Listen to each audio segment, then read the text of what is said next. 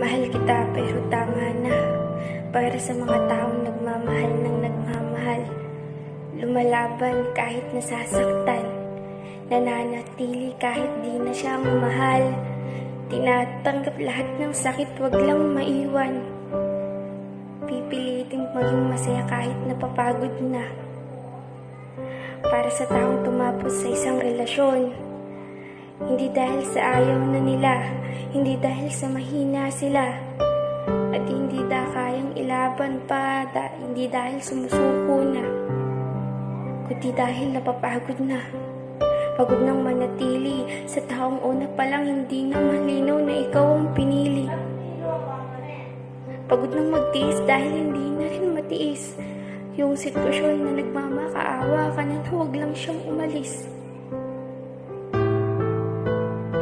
Humingi ng atensyon mula sa'yo dahil hindi mo kayang ibigay ito. Pero sa pagkakataong ito, hindi na ako yung taong maling hihingi at luluhod sa harapan mo para lang mahalin mo. Hindi na rin ako yung taong magpapakatanga sa'yo, magpapakabaliw para lang mapansin mo.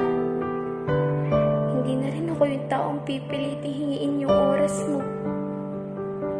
Pero kung tatanungin ako, pipiliin pa rin kita dahil mahal kita.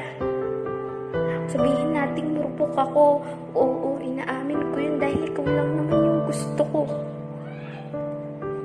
Pero hindi mo kayang pahalagahan kaya bumitaw ako. Kahit alam ko na ako masasaktan sa desisyon ko na to. Bibitaw ako kahit hawak mo pa yung mga kamay ko. Dahil nakakapagod na magpakatanga sa'yo. Nakakapagod na humingi ng oras at atensyon mo. Nakakapagod na humingi ng pagmamahal mo. Alam kong kasalanan ko to kung bakit pinipilit ko pa yung sarili ko sa'yo. Alam kong ako din naman ang talo pagdating sa dulo. Bakit ganun? Bakit di mo ko kayang mahalin? Bakit di mo ko kayang piliin? Bakit di mo ko kayang tanggapin? Mahal kita, mahal na mahal kita.